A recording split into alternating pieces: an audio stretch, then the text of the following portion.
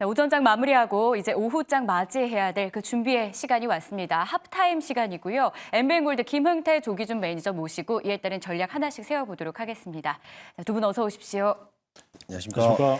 네, 장중에 코스닥은 저점을 깨고 내려갔고요. 코스피도 2,400선을 내준 모습이 포착이 됐습니다. 하지만 다행인 건 외국인이 매수세로 전환하면서 11시 구간 지나며 조금이지만 낙폭을 줄여내고 있는 모습인데요. 현재는 코스피가 0.9%, 1% 안쪽으로 낙폭을 줄였고 코스닥은 3% 아래로 낙폭을 줄였습니다. 실시간 전략 이어가 볼까요?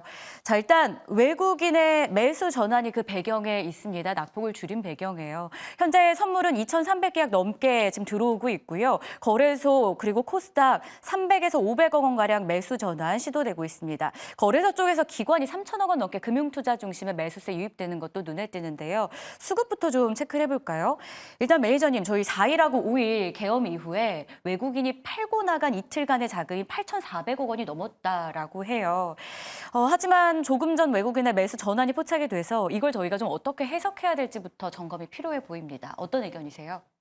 저점에서 매수하는 거 아닐까라는 생각이 듭니다. 여긴 진짜 저점이다. 네. 왜냐하면은 사실 계엄 이후에서는 불안정한 요소가 남아 있어가지고 그때까지는 좀 하락세를 하면서 내려놨는데 이게 시국이다 보니까 이제 내일에 대한 주요 일정도 남아 있잖아요. 그러다 보니까 오늘에 대한 특별한 또 이벤트 발표가 또 하나 있었기 때문에 그로 인해서 앞으로 내일에 대한 이제 어떤 결과물이 거의 확실시될 수밖에 없다라는 이제 외국인들의 투자 판단으로서 아마 오늘이 이제 불확실성 요소가 좀 해소가 될 수 있는 요인으로 작용하면서 매수세가 조금 들어오지 않았나라고 보고 있는데 그래도 아직까지는 안심할 수 없는 게 이제 오후장까지는 지켜봐야 되기 때문에 좀 외국인들에 대한 수급들의 변동을 좀 지켜볼 필요성이 있을 거라 보여지고요. 오늘 52주 신저가를 깨진 종목들이 굉장히 많습니다. 뭐 다들 아시겠지만 일단은 종목들을 한번 여러분들 잘 살펴봤을 때 지금 프로그램 상에서 어떠한 종목들이 지금 매수를 하고 있는지만 체크해 보시면 될 것 같아요. 저도 지금 이제 종목들을 좀 체크해 보다 보니까는 제가 가지고 이제 포트폴리오에 구성하고 있는 종목들이 대부분 프로그램이라든지 외국인들이 사고 있더라고요. 그럼 그러다 보면 개인들만 던지고 있는 시장인데 개인들은 지금 시장에서는 어떤 특정한 정치 테마주 위쪽으로만 수급이 쏠리다 보니까는 어쩔 수 없이 종목들이 큰 낙폭이 커지고 있는데 그런 판단을 좀 해보신다라고 하면은 지금이 아마 저점일 가능성도 굉장히 있을 거라고 보여지고요. 일단은 시장이 안 좋기 때문에 저라면 지금 시장 대응이라면은 일단은 관망 자세로 좀 포인트를 좀 보도록 하겠습니다.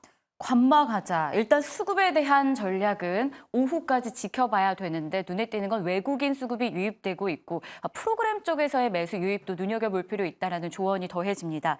외국인과 기관이 매수한다라는 말씀 드렸는데요. 하지만 개인 투자자들은 그만큼의 물량을 빼고 있습니다. 두려운 마음도 있겠죠. 저도 개인 투자자의 일원으로서 참 국내 증시 대응이 정말 어려운 시기다라는 생각이 드는데요. 개인 투자자들 결국 국내 증시에 대한 매력을 잃었다. 이 시즌 저희가 그렇게 판단을 해야 되는 걸까요?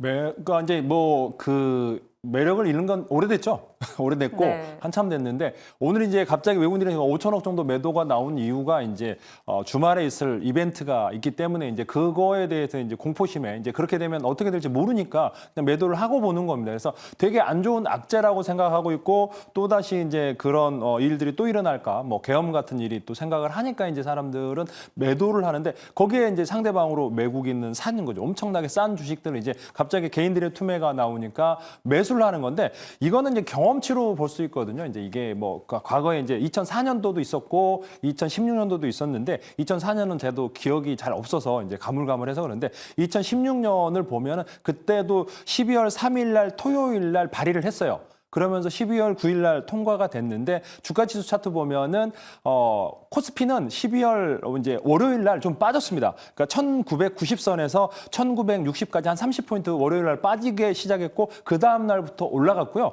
코스닥은 600포인트에서 이제 573포인트까지 빠졌는데 한 목요일까지 움직이다가 이제 횡보하다가 하락해서 횡보하다가 코스닥은 금요일부터 상승 시작을 하면서 엄청나게 대시세가 났거든요. 그래서 그런 걸 보면은 이 악재가 이제 불확실성이 해소되는 거 아니냐라는 측면으로서 외국인들 기관들은 뭐 경험이 많이 있기 때문에 사는 거고 개인들은 이 두려움 어떻게 될지 모르는 미래의 불확실성 때문에 현금 확보해야 되겠다라는 차원에서 공포심에 매도하고 있는 게 아닌가라는 생각을 해봅니다.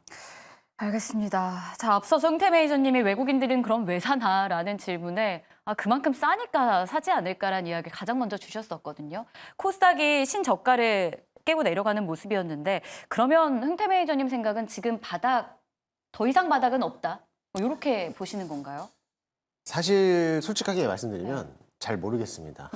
이제는 더 이상 예측이 좀 왜냐하면 불가능하네요. 이제 내일에 대한 이벤트가 있기 때문에 네. 그로 인해서 이게 시장에 반등이 들어올 것인지 아니면 한 번 더 추가적인 하락세가 나올 것인지는 네. 일단은 수급을 체크해 보면서 대응해도 될 거라고 보여지고요.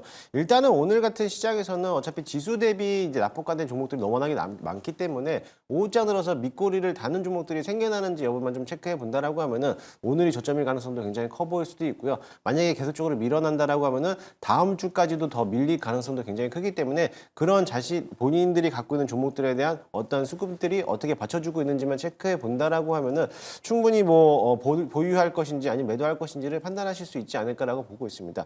일단 저도 마찬가지로 지금 시장이 워낙에 또 안 좋은 흐름으로 가고 있기 때문에 저는 제가 생각하는 뷰를 말씀드리면은 지금은 매도 타점은 아니다라고 보고 있고요.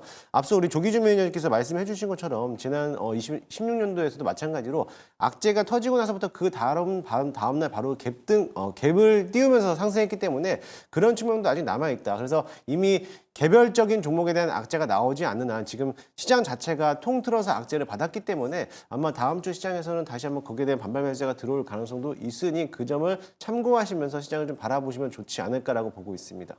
알겠습니다. 결국에는 내일 중요한 이벤트라고 말씀 주신 게 탄핵하고 관련된 부분을 하루 앞두고 있기 때문에 요걸 저희가 좀 지켜봐야 된다라는 말씀이셨던 것 같아요. 자, 그러면 내일이 주말이기 때문에 이 주말을 보내고 저희는 월요일장을 어떻게 예측해야 되는지 좀 총알이 필요할 수도 있고 아니면 몸을 사리면서 좀 숨어야 되나라는 생각도 들거든요. 기준 매니저님, 다음 주 증시 전략은 어떻게 좀 보고 계세요?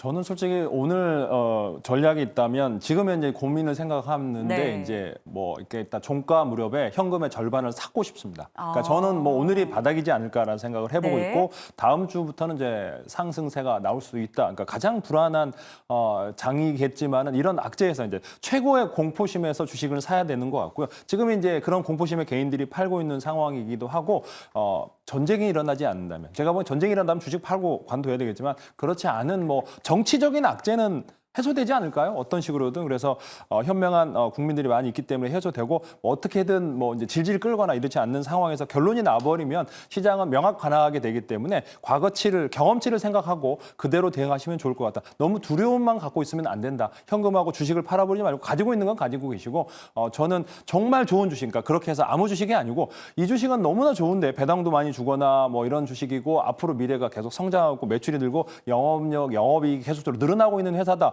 그러면 오늘 같은 하락세에 사야 되지 않을까라는 생각을 해보고 있습니다. 알겠습니다. 조금 더 구체적으로 이 섹터에 대한 전략도 한번 들어보면 좋을 것 같은데요. 반도체 소부장이 어제 많이 오르면서 저희가 점검해드린 바 있습니다. 하지만 저희의 장점이 무엇입니까? 또 실시간으로 변화하는 시장에 대한 전략 세워드리는데요. 흥태 매니저님, 오늘은 또 낙폭이 가장 큰 쪽이 소부장이더라고요. 분위기는 매일매일 바뀔 수 있습니다. 그 전제하에 우리 오늘 대응책 어떻게 세워야 됩니까? 오늘 대응책은 건들면 안 되죠. 어제 지켜보자. 제가 방송에서도 오로스 테크놀로지가 어제 상한가 들어갔을 때 네. 분명히 이거 휩쓸 가능성이 크다. 근데 오늘 물론 이제 시장에 대한 악재가 반응하다 보니까는 어쩔 수 없이 밀리기도 하는 시장인데요. 네. 마찬가지로 지금 추세가 밀리고 있는 시장에서 반도체가 그날 하루 반등했다라고 해서 추세가 확실하게 전환되지 않는 모습입니다. 그렇기 때문에 삼성전자가 제가 보고 있는 관점에서는 저는 삼성전자가 6만 원까지 안착을 한다면 특별한 가격에 대해서 올라오기 전까지는 반도체는 그냥 관망해도 될 것으로 보여지고요. 어제 반도체가 좀 강하게 올라왔다는 것은 어느 정도 기술적 반등으로 인해서 좀 수급이 쏠리지 않았나라고 보고 있습니다. 오늘도 마찬가지로 사실 오늘 오전에 장 시작 전에 SKC에 대한 이제 자회사 앱솔릭스가 또 반도체 칩에 대한 이제 보조금 지원을 받는다라는 소식들도 받았는데도 불구하고 시장이 워낙에 수급이 받쳐주지 못하다 보니까는 오늘도 살짝 밀리고 있는 모습인데 마찬가지로 지금 반도체 소부장 업종들도 어떠한 호재가 적용이 하더라도 시장에서는 이해 해석을 할 수가 없기 때문에 지금은 그냥 관망하고 대응하지 마시고 삼성전자가 정확하게 턴어라운드 시점이 왔을 때 그때 담아도 된다. 늦지 않았다라고 보시면 될 것 같습니다. 변동폭이 크게 나오는 제약바이오도 점검 도와드리도록 하겠습니다. 알테오젠이 장중에 낙폭을 키우면서 5% 하락을 기록하기도 했었죠. 저점은 29만 5천 원, 오늘의 하락입니다. 하지만 또 빠르게 낙폭을 회복하면서 지금은 0.8% 낙폭 구간에 놓여 있는 상황인데요. 그뿐만이 아니라 휴젤이라던가 클래시스 모두 낙폭을 많이 줄여내고 있어요. 매니저님, 제약바이오 전략은요? 제약바이오 전략은 저는 오늘 전체적으로 주식을 팔면 안 된다라고 생각하고요. 제약바이오 중에 이제 핵심 종목들은 오늘 삼성바이오로직스 안 빠지거든요. 그래서 CDMO 관련도 그렇고 지금 현재 어떤 공포심에 이제 여기 삼성바이오로직스는 사실 개인이 많이 안 들고 있기 때문에 안 빠진다고 보시면 될 것 같고 알테오젠이나 이런 것들은 개인이 좀 들고 있고 그런 공포심에 빠지고 있는데 기관들이 사고 있거든요. 그래서 제 생각에는 뭐 종근당 녹십자라든지 재료가 많이 있고 오늘 파미셀 같은 종목은 또 플러스 12%나 올라오고 있거든요. 그래서 지금 현재 상황에서 제약바이오 중에 혹시라도 급락을 하거나 앞으로 재료가 있다고 하면 저는 사야 된다라는 생각이 들고요. 심지어 저는 뭐 최근에 말씀드렸던 게 이제 뭐 비보존 제약 같은 경우도 밀리고 있는데 이게 이제 새로 CDMO 관련 SPC라든가 그러니까 MOU를 체결했더라고요. 새로운 뭔가가 이제 생산을 수혜가 되는 게 아니냐라고 생각이 들거든요. 그래서 지금 이제 비마약성 진통제 승인이 나면 이제 그런 시설 관련해서 MOU가 한 게 아닌가라는 생각도 들고 그래서 자기가 연구하고 알고 있는 주식 전혀 새로운 종목이 아니고 이제 내용을 알고 있고 뭔가 재료가 나올 주식이 오늘 갑자기 시장에 개인의 투매에서 빠진다라고 하면 저점에서 사야 될 수도 있고 저는 다시 한번 말씀드리면 바이오 제약도 뭐 CDMO든 그다음에 이제 이중항체든 종목도 좋게 보시는 분들 그거 사시고 저는 이제 내년 2월을 대비해서 세포 치료제 뭐 EN셀이 오늘 많이 빠지거든요. 그래서 EN셀 같은 종목들도 저점에서 조금씩 분할 매수 하시면 좋지 않을까. EN셀은 이제 세포 치료제 CDMO 회사입니다. 그래서 오늘 같은 날 이제 공모가 15,300원 밑에서 11% 빠지더라고요. 그랬을 때 조금씩 담아 보시면 제가 본 다음 주에는 좀 더 수익권으로 나오지 않을까라는 생각을 해보고 있습니다. 자, 이런 분위기 속에 무겁기로 소문난 섹터의 움직임마저 나오고 있는 상황이라 점검해 봐야겠죠. 바로 대표적인 게 금융주입니다. 비상계엄 사태의 여파가 기업 밸류업 프로그램에까지 번지면서 밸류업 수혜주로 꼽힌 주자들이죠. 특히 금융주의 낙폭이 컸습니다. 오늘은 좀 소폭 오르는 모습인데 전날까지 금융주를 투자했던 분들의 곡소리가 좀 이어졌죠. 대표적인 KB금융. 전날 85,800원의 거래를 마치면서 이번 주 들어서만 12%가량 하락세를 보였습니다. 오늘 이를 만회하는 반등까지는 포착이 되지 않고 소폭의 빨간불 정도에 만족을 해야 되는 건지 금융주 앞으로 대응 어떻게 해야 될까요? 사실 금융주라기보다도 금융주뿐만 아니라 지금 밸류 프로그램 관련된 네. 기업들 그리고 이제 연말 배당금을 노릴 수 있는 기업들이잖아요. 그러다 보니까는 아무래도 조금은 개인들에 대한 투자세가 좀 들어오고 있는데 아무래도 밸류 프로그램으로 성향으로 본다라고 하면은 경제 정책에서 지금에 있는 윤석열 대통령에 대한 어떻게 정책 공약주였는데 이게 어떻게 무산될 수도 있다라는 우려 소색에 좀 투매가 나온 자격이라 보고 있는데요. 근데 밸류업으로만 보지 마시고 금융주라든지 증권주 관련된 종목들은 배당금이 아직은 남아있다라는 이제 재료가 남아있으니까는 그 점을 이용해 본다라면 지금에서 좀 저점에서 매수할 수 있는 기회가 되지 않을까라고 보고 있고 지금에서 보유하신 분들이라면 아마 저라면 다음 주나 12월 연말 정도 된다라고 하면 사실 제자리를 찾아가지 않을까라 보고 있기 때문에 조금 더 긴 호흡으로서 지금에서 흔들리는 시장에서 너무 걱정하지 마시고 좀 길게 좀 보면서 가져가도 되지 않을까라고 보고 있습니다. 알겠습니다. 지수 다시 한번 보시죠. 코스피가 저희가 방송하는 이 10분 사이에 또 회복세를 보이고 있죠. 0.45% 마이너스 구간. 코스닥은 3% 넘게 언제 밀렸다는 듯이 지금 1.95% 약세를 기록하고 있습니다. 그러다 보니까 이 짧은 사이에 변동이 나오고 결국은 회복하는 모습이니 남은 오후장에 조금 더 회복세를 나타내주면 어떨까라는 기대감도 공존을 하는 것 같아요. 기준 매니저님, 좀 후반부에 강세까지는 아니어도 좀 진정되는 분위기 기대해도 될까요? 뭐 저는 오늘 뭐 코스닥은 잘 모르겠는데 코스피는 웬만큼 시세가 오늘 이제 뭐 삼성전자 뭐 자사주도 있고 그래서 하이닉스가 갑자기 너무 많이 빠졌기 때문에 낙폭을 줄이면서 지금 금융주도 조금씩 올라오고 있잖아요. 그래서 아마도 보합 시세 플러스도 나올 수 있지 않을까라는 생각을 하면서 코스피의 플러스는 결국에는 이제 코스닥도 낙폭을 절반 이상 축소할 가능성이 높고 외국인과 기관이 금융투자 굉장히 많이 사고 있거든요. 연기금 오늘 거래소 1,700억 사고 있습니다. 제가 보기엔 다음 주에 이제 뭐 최상목 경제부총리가 증강기금 투입할 수도 있을 거다라고 보여지고 있기 때문에 지금 공포심에 너무 주식을 팔 때는 전혀 아니다. 제가 보면 오후장 들어서 이제 아까 그 뭐 탄핵이 됐나요, 마네 뭐 이러면서 이제 시장에서 막 매도를 했는데 저는 그럴 때 주식 뭐 하락했을 때 주워 담아야 된다라는 생각을 하고 있고 오후장은 저는 반등이 나올 거다. 아까 오전장에 공포심에 지수에 가장 저점이 나왔다. 네. 12월 달 가장 저점이 나오지 않았나라고 생각하고 있습니다. 흥태 매니저님도 간략하게 의견 듣도록 하겠습니다. 오후장 전망 어떻게 보세요? 오후자 전망이요? 네. 저는 어느 정도 낙폭은 좀 줄여놓지 않을까. 반등까지도 가능할까요? 반등은 조금 힘이 부족해 보이고요.